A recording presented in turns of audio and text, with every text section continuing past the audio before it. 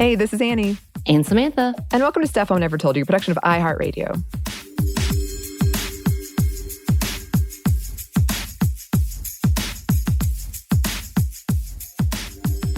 Yes, and today we are finally tackling an episode topic we have been wanting to do for a while now, and so excited to bring on an expert in the field who's been all up in the world of brewing. Oh yes, we love beer.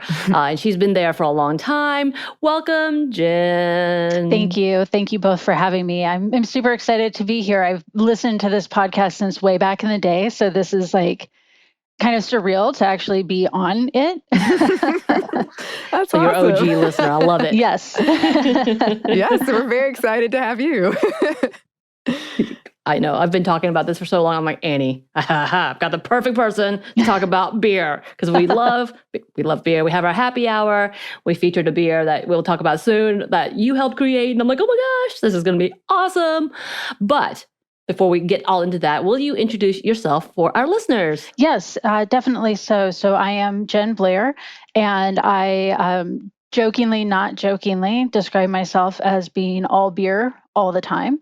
I am an advanced Cicerone, so that is the equivalent. Cicerone is the equivalent to a sommelier for the wine world. I actually took my Master Cicerone exam last month, and I am expecting my results any day now. I'm expecting to take it again because just statistically speaking, most people don't pass on their first time, but that is the equivalent to a master sommelier for wine. I'm also a national BJCP judge. So BJCP is Beer Judge Certification Program. I've been a national BJCP judge for a couple of years now, and I'm working also on getting that master BJCP designation. Hopefully in 2022, I'll be able to make that happen. So, I do a lot within the brewing industry. I've jokingly been referred to as a Swiss Army knife with the different skill sets that I brought and that I've picked up since I've been in the beer industry. But really the core of what I do is talking to people about beer, educating people about beer, making sure that they understand that beer is accessible to them.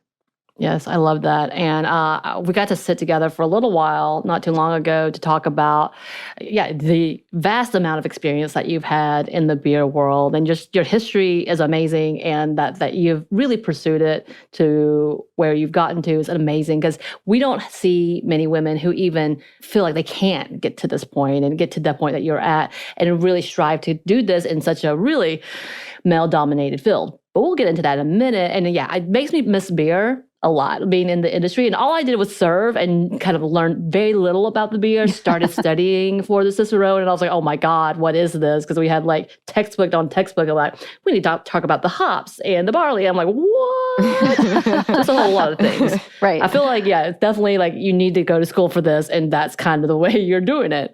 But before we start that, how did you get into the brewing and beer industry? I'm not alone in this. I've actually found a few people who got into the beer industry in sort of a similar way. But before I was in the beer industry, I actually worked as an attorney and did not really enjoy it all that much. It turns out that it's not like what you see on TV, and not everybody, not everybody gets to, go work for a nonprofit. So I wasn't really very happy in the legal industry. I had been homebrewing for a few years, and like everyone who starts homebrewing, if you've ever been around a new homebrewer, they will homebrew for a few months and be like, you know what, I'm going to open a brewery. Like this is my neighbors like my beer, my friends like my beer. So this is a viable business option for me. So I, from homebrewing, knew that I was really interested in brewing beer and also learning more about beer, and knew that it wasn't going to be very easy for me to make a lateral move into a new industry, particularly coming from an industry that is known for this isn't true for very many people in the legal industry, but a lot of people see that as this is some place where you make a ton of money and you're very successful all the time, and that's really just not the reality. So I knew I was going to be running into some barriers from people who would think that okay, maybe you want to do this for now, because I don't know if you all know this, but there's not a ton of money for people in the brewing industry. Right. But yeah, that's when I started down the path of pursuing Cicerone certifications, starting beer judging. I started a beer blog back when people had beer blogs, all kind of as ways to show that I was committed to learning what I could about being in this industry, and was actually starting to get a little frustrated because the jobs I was seeing that were available in the brewing industry weren't necessarily jobs I wanted to do. So, finally I sat down and just wrote out a job description for myself. What is it that I would like to do? Because up until that point, I'd really just been defining what I didn't want to do. And within a couple of months of sitting down and really articulating where I was interested in going in the brewing industry, I saw a job posting for an executive director for the North American Craft Maltsters Guild.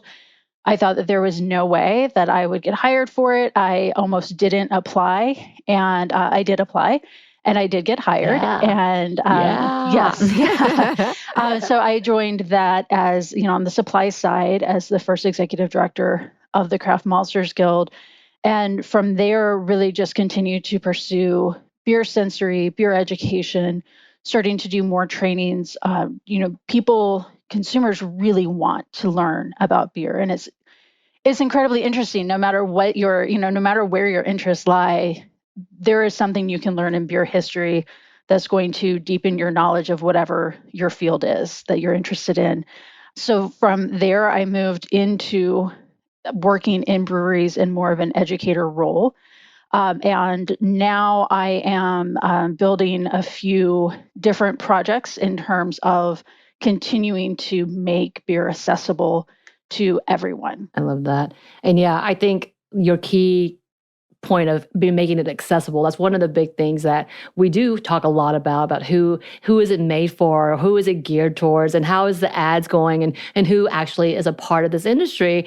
And you and I talked again because things have been happening in the industry. Our audience knows because we have been talking about it, the Me Too movement that's been happening. We even had episodes about how the sexist idea that men drink beer, women drink wine, men eat meat, women eat salads, like that type of narrative, which is really damaging and unfair for any gender saying that in any way. And it's always shocking to me to know the history of things. And we've talked about it before, like the history of beer is, it was started by women. They were the ones that were making the beer. They were the ones that had the market, and they did it for many other reasons, like saving grains and such and all of that. And then we come to the point of maybe not completely historically in context, but yeah, witchcraft was a part of this industry as well, that even some men became competitive and realizing, damn, there's some money in this, and maybe accusing some of the alewives of being witches so they can kick out the competition. That's a whole other conversation in itself. Right. But when we look at the numbers and when we talk about who's involved and yet who is allowed to be involved, accessibility is that key point. Why do you think this is important? And why do you want to make sure that it comes back up again? Yeah, it's absolutely important because for me, I want to be in the industry. And I have a valuable contribution to make. And, so does anybody who wants to be in the industry. And it's just so important, with craft beer specifically. There was the Sam Calgione quote about, craft beer is 99% asshole free. And it's like, how many women did you ask? Like, what was your sample size for, for getting this information? And so for a long time, it was very much this, we're all good guys. Beer's fun. Beer's just supposed to be fun. And if you are having an issue with it, that's a you issue. That's not something with this industry, because in this industry, we're all about fun. And that's very toxic, and that has really permeated the industry. And I've personally spoken with men who have said, well, gosh, I've seen some things happen, but I didn't know it was this bad. And it's like, yes, you did. And now it's just very difficult to ignore or to pretend like you didn't see that. And if you've ever told a woman server, hey, you handled that really well, you probably could have stepped in, right? And it's just so important that again, anyone who wants access understands that they have access, and and that's not always the case, and there's, again, going back to the craft beer industry, is we're all just having fun. This is all just a fun group of people. For who, though? Who Right. who is that a fun industry for, and who is allowed to have fun? Who's allowed to even be in the room and at the table? And it can be exhausting. I mean, there have been times when I've said, I'm not going to do, this beer industry thing because I don't feel like fighting. I don't feel like showing up Right. and having to really prove that not only do I know what I'm talking about, I probably know more than what anybody else in the room knows, right? Absolutely. And and having just those assumptions made that I'm there as someone's wife, or I got into it because that's what boys like, and there's just the whole thing, and that's not the case. That's not the case for so many people. And to just be allowed to feel welcome and be allowed to exist in this space is something that is not available to so many people. And there are 1,000 reasons why, and I know that you all address topics like this on your podcast all the time. So it's important to have those voices to say, don't listen to the rest of them. I'm telling you that you have access and that you are welcome. And if somebody is making you feel unwelcome, then let's explore why that is. Let's have those uncomfortable conversations as an industry and be willing to move forward from it. Right. And yeah, I love that statement. Just, you have the right to exist, which should be simple. It really should just be like clearly, easily done, but it's not, unfortunately. And especially if you're someone of the marginalized community, that there's more questions. And yeah, there's this expectation that you're going to take what is dished out to you just because this environment is supposed to be a small business, fun, startup company that allows for abuse, I guess. Like, it's kind of like you shouldn't have oversee, like, and no one should be able to oversee whether or not you are a good company, right, a good person. Like, why is this even a conversation, as if we have to clarify why? And then bringing it out means y'all are being too PC or overly sensitive, which is, of course, our favorite comments right on here. Yes, and we I all found need it to calm interesting. down, right? Right. I think you're just being emotional. Right. I think you need to calm down. And I found it interesting because, yeah, even though they want to say this is just a fun, we're just doing our hobbies, turning into a job, great, but they want to be taken seriously by businesses and industries and want to eventually become the company that does make millions of dollars or be the next big brewery or winning all the awards as a business for them when it comes to the money, end of story. And I find that interesting that as I was researching, like we've got some newer numbers as of September showing ownership, and that they are like, that at least 76% of the companies, of the brewers, the owners are men. Like, that's the number. However, when they looked even further, like, actually, it might be even less than that, and that women may make up of, 2% of the owners. Right. So that's a really large number. And the fact that I think he's the chief financial advisor for the Beer Association, was like, well, our numbers may have been inflated because when we did send out these little random forms, it was only to a small portion of people. And the people who are most likely sending them back were women. Mm-hmm. Right. So right. like, and another interesting way to parse that out is because I've seen the Brewers Association and other industry people say, like, look at these numbers, it's growing, or look at this number. And another further parsing of that is how many of the owners who are women are co-owners with their spouses. And I don't say that to imply that there's absolutely anything wrong with that, because there's not. But it's, yes, you might have 2% of women, but if you're looking at breweries that are solely owned by women and not co-owned with spouses, that number gets even smaller. Right.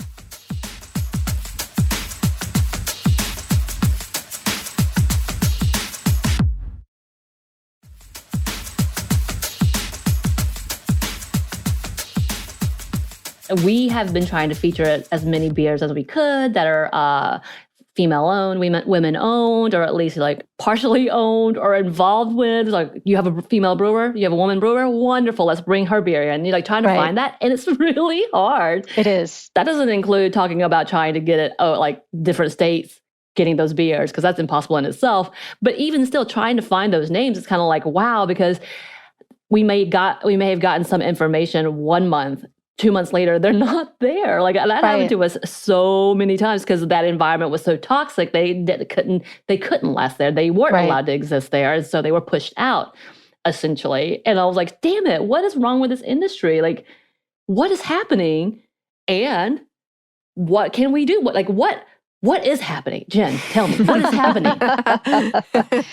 Sure. Well, so this back in May, and I believe that you mentioned that you all have spoken about this on the podcast before, but back in May, Brianne Allen, who at the time was a brewer for Notch Brewing, in her Instagram stories said, "What sexist comments have you gotten in the beer industry?" And that actually wasn't the first time that she had asked that in her stories, but it hit at the right time where it was thousands of people shared their stories.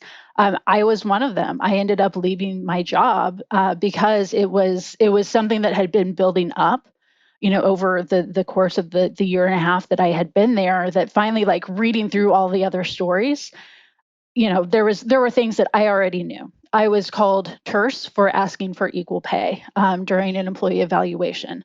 All sorts of things like that, telling people about it is kind of like when you're talking, I mean, it is a toxic relationship, right? And it's kind of like when you're talking about like your toxic boyfriend. And I remember telling my friends one night, like, here's everything that's been happening. And they were like, that's a lot of red flags. And actually saying it all out loud and seeing their reactions was like, oh, that's right. That's not okay for somebody to treat me like that, let alone an employer. Right. And thousands of people felt the same way and were sharing their stories. And it got to such a volume that the industry could not ignore it any longer. And, since then, there's been a core group of us who have continued to beat that drum, and not at all to minimize. I know that there are a ton of people out there doing a ton of work behind the scenes. And that's what we want, right? Is we want that work behind the scenes. I don't want social media posts. I don't want, we are listening, we are learning, platitudes. I want to know that there are people doing that work. So in the months since then, we've put together several different initiatives to help support historically excluded people in the brewing industry, whether that is raising money for them to have financial assistance so they're not stuck in a job, whether it is, helping vet employers so people know, hey, if you see this organization post this job, that this company has been vetted. And sometimes it's also just being, or I shouldn't say just, sometimes it's being a sympathetic ear. I mean, I know I continue to have people reach out to me through social media, through email, sometimes even in person to say, hey, this happened, or this is going on in my job and I don't know what to do about it. So those conversations really hit a fever pitch in May or June. It's been somewhat frustrating to see everybody kind of be like, okay, that's done. Just like we solved racism last year, we solved sexism this year because like we posted a black square, we said that we're listening and we're learning, so we can all move on from it. And, that's obviously very much not the case. And so continuing to keep those conversations going and continuing to let people know that there is support out there. And, for me, one of the biggest things was realizing that I wasn't alone, that this wasn't happening to me in isolation, because that was something that was very much happening after I left. I heard from several other employees, and I heard from employees while I was there who said, this has been happening to me, but I didn't have anybody to talk to, or I didn't know who to talk to. And the company, the management very much kept it that way, kept people isolated from each other, kind of kept information from people. And a lot of people feel that isolation. And so seeing other people share those stories made a lot of people realize, that's right, it is not okay for me to be treated this way. And it's not a me problem. I don't need to calm down. I'm not being overly sensitive. You are wrong. You are mistreating employees. Yeah, it's one of those things that's so infuriating. So much of what you're talking about is just infuriating because it feels like this culture of, isolating people and making people think like you're so lucky to have this job. Like we're Mhm. allowing you to play in here, and you should be grateful for that opportunity that we are granting you, which is another way of keeping people quiet about things that they're experiencing.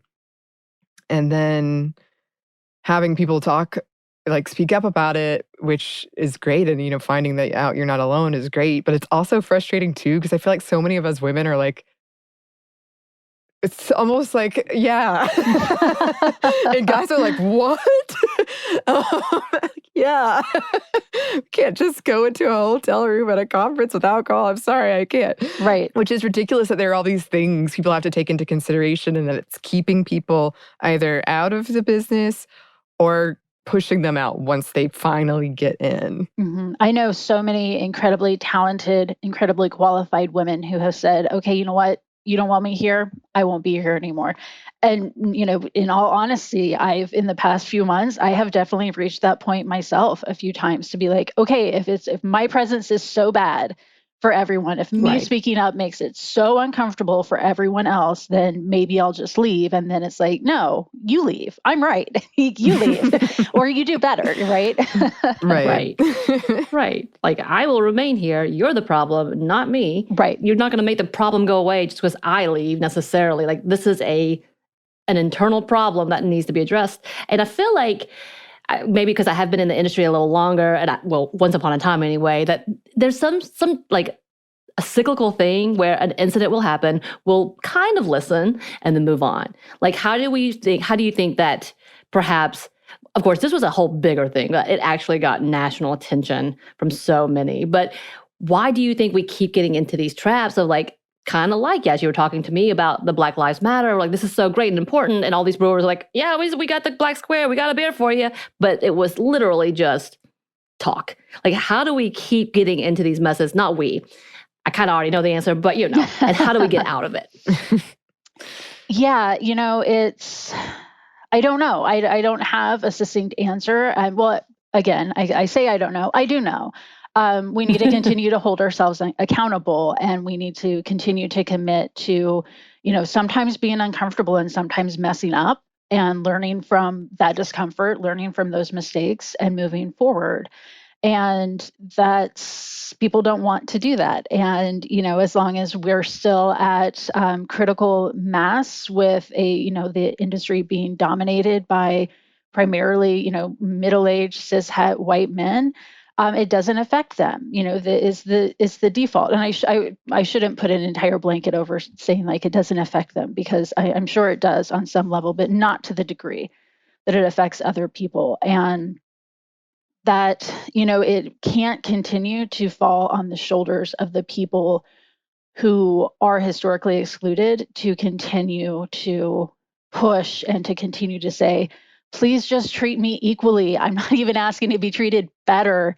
I'm just asking, not to be groped or not to be paid less or not to have to deal with, microaggressions all of the time. And that shouldn't always fall on the people who are affected to be educating those who aren't. And that's really where we found ourselves within this movement now is, I can't be your search engine, and you also can't task all of the women who work for your brewery to start a committee to educate you on how they could be treated better. That there is some value in doing things like that, of course, in asking your employees for feedback, receiving it, and then acting on it.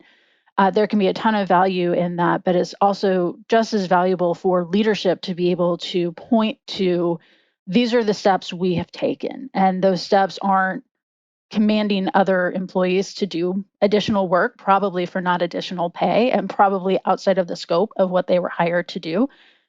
But this is the training that I took. These are the articles that I've read. These are the resources that I've sought out on my own to make myself a better leader, to make sure that I understand as well as I can what's going on and how to make it better for you. And that's what, again, I get asked a lot of really elementary questions by people that I'm like, I'm not your search engine. If you Google can, exists. yeah, exactly. You can look up somebody's, like some random 1950s actor's height on Google. You can Google like anti-racist resources, and it's much more meaningful to me if somebody comes to me and says, I have found like these 5 things, and here are my opinions I formed on whether these are good resources. What do you think? Is there something else that I'm missing?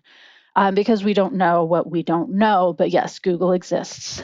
So yeah, so moving forward, it is, if we really are the industry we say we are, then it shouldn't be a problem to sometimes be uncomfortable if that means that from that discomfort comes growth and more accessibility and a better understanding of how we can serve everyone who wants to be in the beer industry.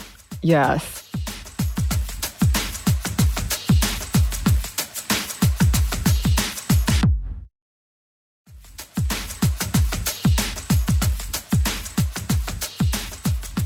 I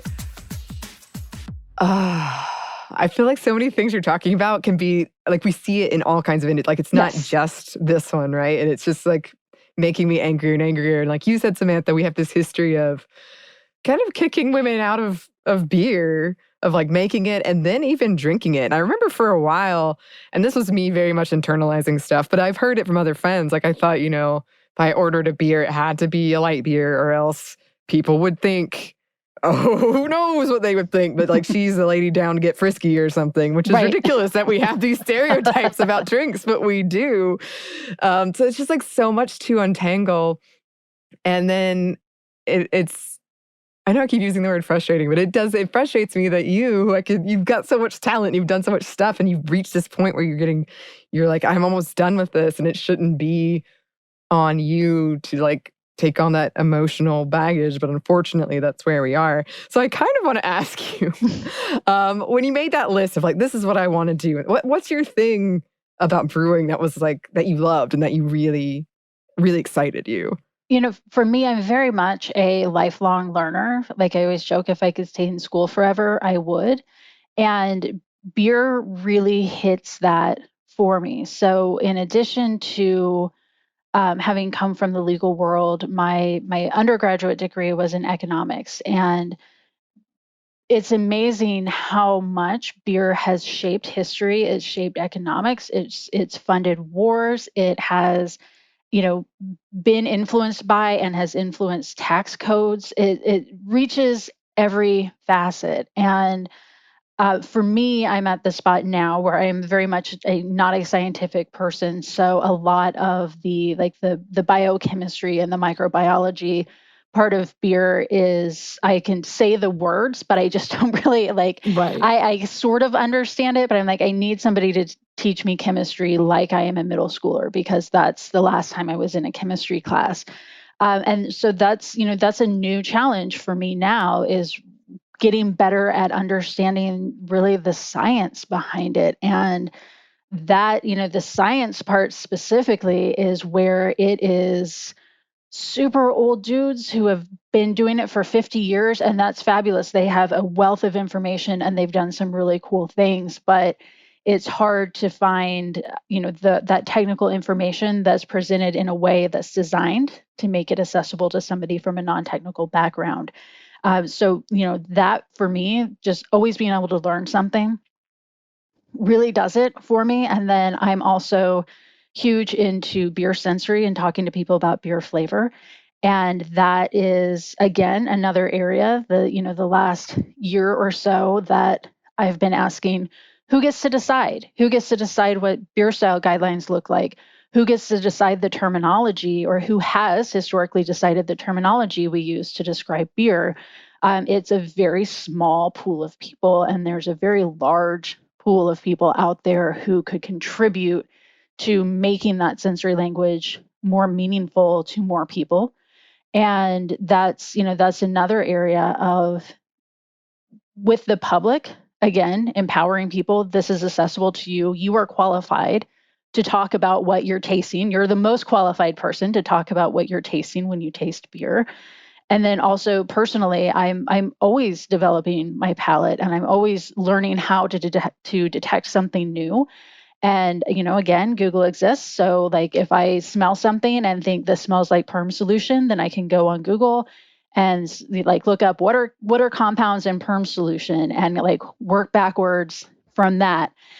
So yeah, I mean, with beer, I don't think it's possible to ever know everything there is to know about beer. Yeah, I love that. It does remind me of all the times that I would go in and we would do our tasting. So we get the tasting notes when we're describing beer to customers. My favorite thing was to be like, what do you typically drink? What do you typically like? And let me give you this. And that satisfying moment of it being like, oh my God, Yes, I love that's the best. this. Like, it was one of my favorite, most satisfying moments. I'm like, that's right.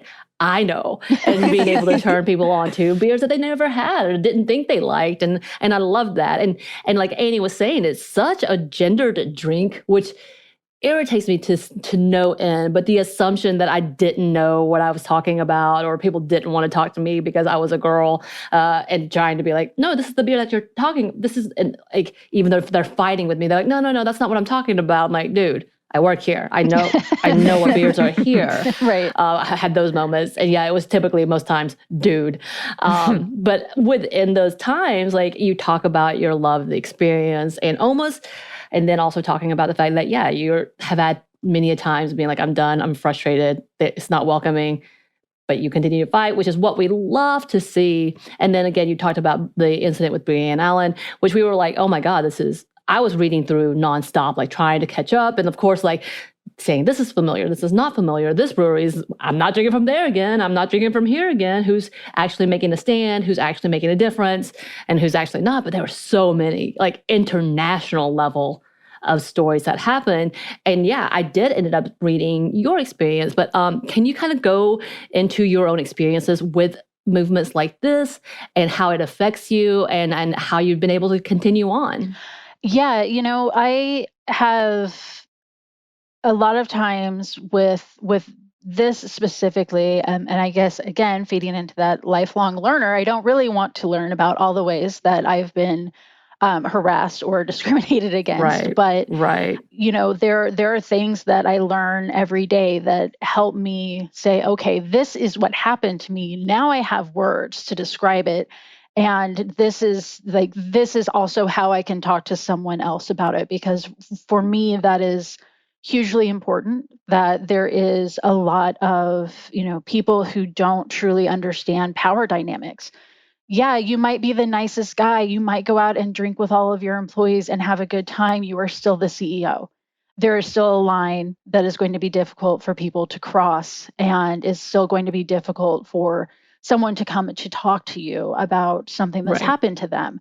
And, that's where I've done a ton of learning, and just having people, reach out over social media saying, this is happening, or I can't afford to leave. I don't have time to look for another job. And even if I do find another job, how do I know that it's going to be any better? It could very possibly be worse.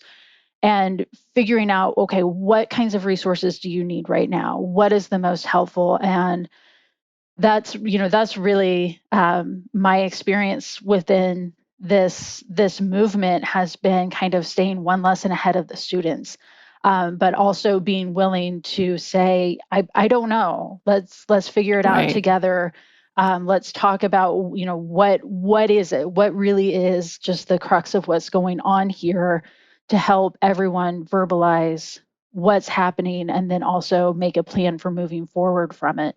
But yeah, I mean, I've been, outspoken feminist my entire life. So, one of the areas with this movement that I think has been the most difficult conversations, the most difficult to really enunciate what is happening is, I mean, just white feminism has been a huge issue with this. And, as women, we're not afforded the ability to disagree with each other, right? And with historically excluded people, like everybody has the same homogenous experience, and you can't say, I don't like the way you're femininizing, and because then it's like, oh, well, we don't even need to listen to you because you're not representing an entire gender with what it is that you're saying.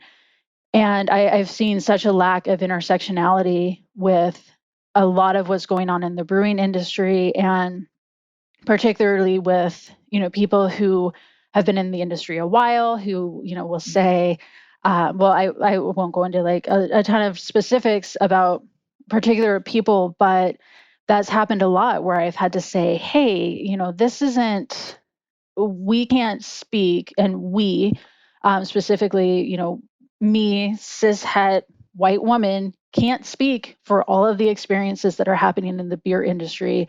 There is intersectionality here, and we need to be learning how to make sure that we are doing our best to either make sure those resources are available or getting out of the way and, and saying, I'm not the most qualified person to talk to you about this. This woman is, because of these intersectional issues that are happening with what's going on. So that's been one of the areas that I've personally been trying to learn more about, is to help enunciate that better and to help myself, understand my role in what's going on, and then also understand how those dynamics work, and when is it time for me to step aside, and when is it time for me to reach out to other women and share what I'm learning, so we can make sure that this movement is truly for all women affected by it.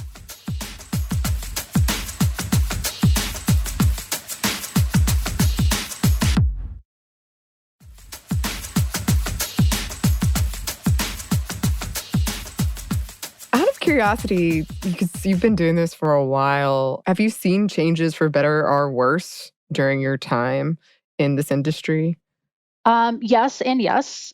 So I have seen people, making incremental changes, and people willing to do that hard work, willing to be uncomfortable, willing to get the training, willing to have those hard conversations with all of their employees, and also willing to, have somebody approach them. That was a resource that I had shared with people of, hey, somebody has called you out. What do you do?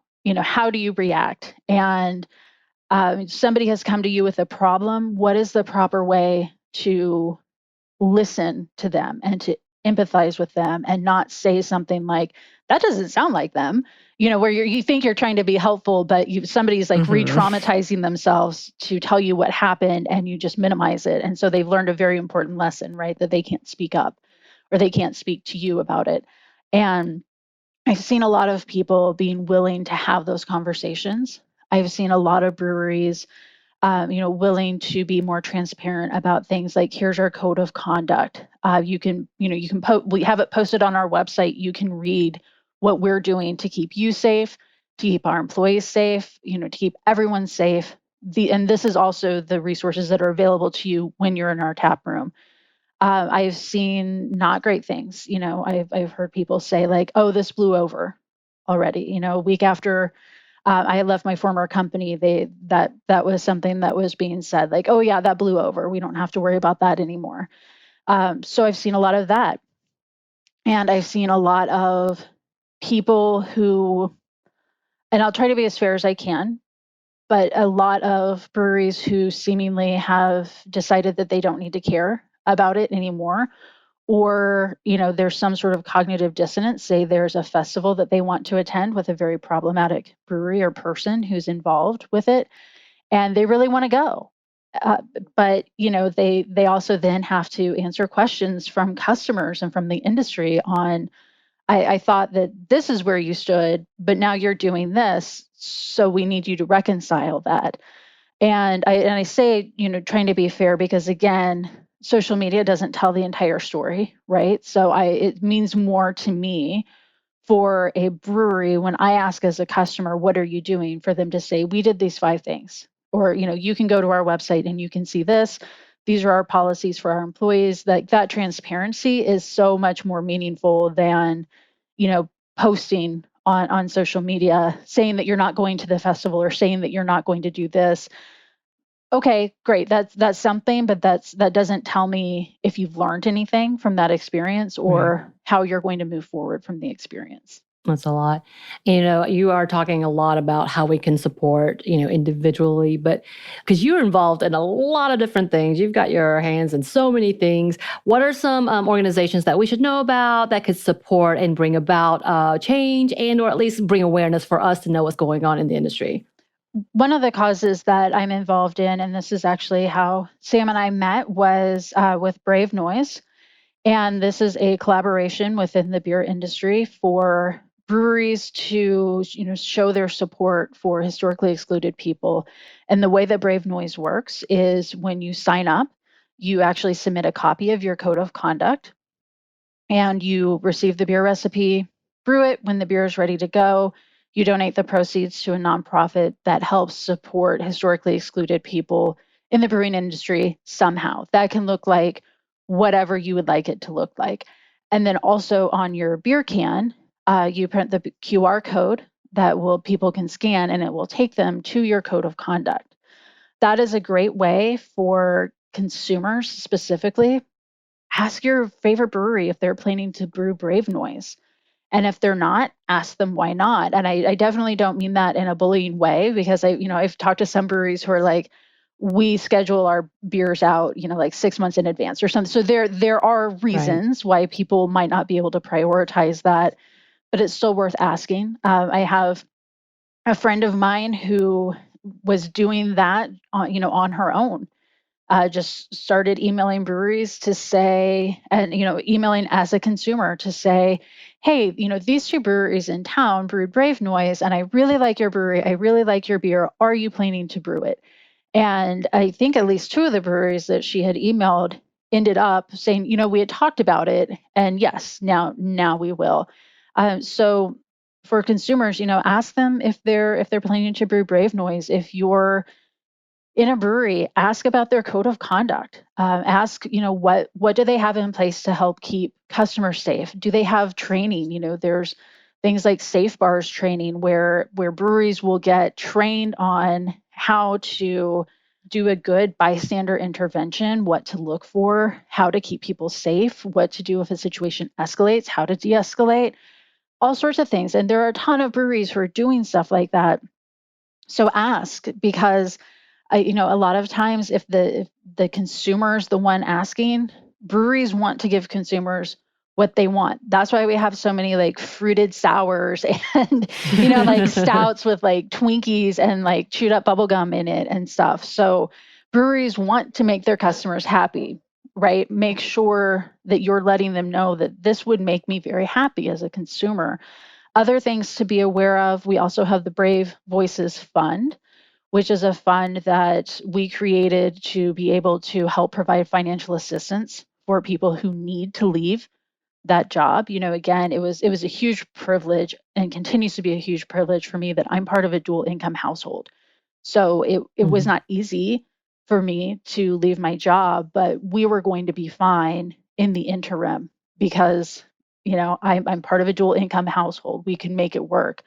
And a lot of people don't have that privilege. And so Right. that's just a reality. The Brave Voices Fund it accepts donations. You can also go to the bravenoise.com website, and there's a ton of different charities and nonprofits on there where you can donate your money directly that are doing different things like promoting mental health, providing training, providing job training, all sorts of things. There are a lot of really great organizations doing really good work right now that would be happy to receive your money, receive your time, receive your donation, receive your voice. Amplifying these Mhm. things as consumers is huge. I mean, that's really everything, and that's one of the things that's been frustrating at times throughout this movement is that the general public isn't aware of everything that's been going on, right? So Right. making more people aware that none of us can humanly care about every single thing in the world, right? But, there are causes we can be deliberate when we're making some of our purchasing decisions. Someplace like craft beer is a great place to be able to do that. Your money has power. And if somebody, isn't able to show you what they're doing, again, if it's something that's important to you, if you're listening to this, I'm guessing it probably is important to you, you can ask those questions and make your purchasing decisions accordingly. That's all amazing. So looking back now, is there something you would tell your younger self as you were getting into this industry? Any advice you would give? Oh, man. Yeah, I think it would be to speak up more. I'm still trying to condition myself out of politely laughing when a man says something to me that I'm like, my first reaction is, ah, and then like it'll soak in what was just said to Right. me. So I'm still trying to like unlearn doing that and unlearn, that polite laugh gets me so much and I get so frustrated by it. So I think I would tell myself, my younger self, you don't have to do that, right? You don't have to make the people around you comfortable when it means that you are feeling uncomfortable or unsafe. That's good really advice. good. Yeah. And because, we are talking about beer and you're an expert, what is your top 3 beers that we should know about? I'm giving you 3 because if you're much more like Anney and I, we have too many, especially in a field that we love. Except Anney likes to take bonuses. I'm not giving you bonuses, just 3. Okay. I will give you 3 beer styles. This is a little bit of a cheat because I'm not going to give you 3 specific beers. Oh, I will give you 3 beer styles. Number 1, smoked beer. It's my absolute favorite. Okay. The reason why I'm telling you I'm not giving you a specific beer for this is because smoked beer is such a wide range of flavors and levels of smoke that I am an evangelist for smoked beer. So there is a smoked beer out there for everyone. The same way there is a beer out there for everyone, there is a smoked beer out there that you will like. So smoked beer, number 1, like by a long shot.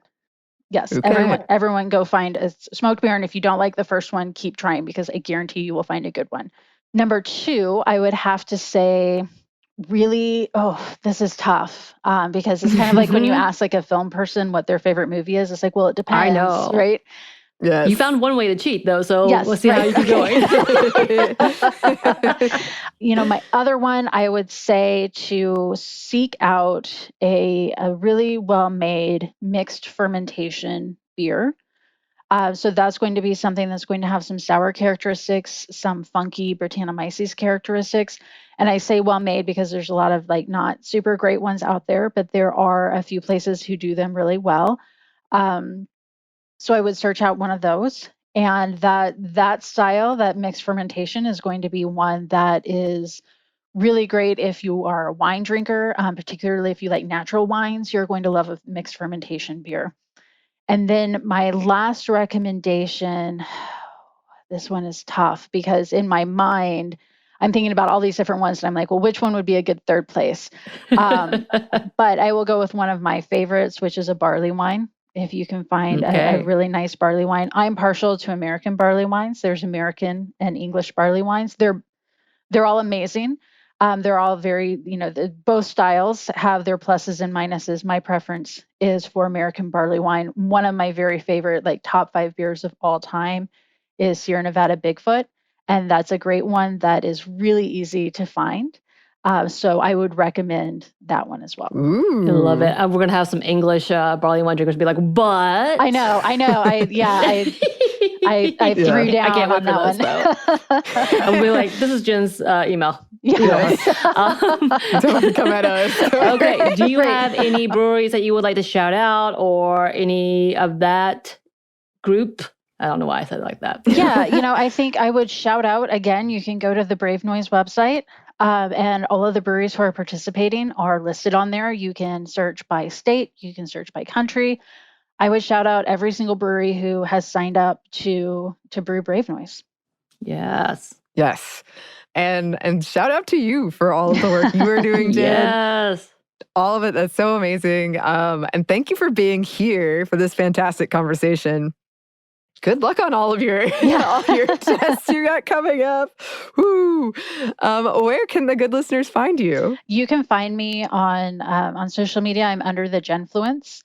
You can also visit my website under thegenfluence.beer. I do have some online beer training courses that I will be rolling out very shortly. So if you're interested in learning more about becoming a beer judge or doing something like the Cicerone certification program, I will have something for you very soon. But I love hearing from people. I love getting questions. Beer recipes, which beer should I drink? Which beer should I brew next? Where do I even get started? Reach out to me. I also co-host a podcast called False Bottom Girls, and that is, you can find us on False Bottom Girls, Instagram, and Facebook. That's so cool. Amazing. Yes, we definitely want to hear more about all of your recommendations. And yeah, we need your help in learning about beer. I was just thinking about Anney talking about how she can't describe things. I'm like, we're going to have to do a personal session, I think. Yes, I love that idea. I'm into it. I have a lot to learn, and I'm excited to learn it.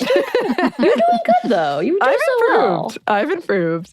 Well, thank you so much again, Jen, for being here. Such a delight. And thanks to you listeners for listening. If you'd like to email us, you can, or email us stuffmediamomstuff@iheartmedia.com. You can find us on Instagram at Stuff Mom Never Told You, or on Twitter at MomStuffPodcast. Thanks as always to our super producer, Christina. Thank you. And thanks to you for listening. Stuff Mom Never Told You is a production of iHeartRadio. For more podcasts from iHeartRadio, visit the iHeartRadio app, Apple Podcasts, or wherever you listen to your favorite shows.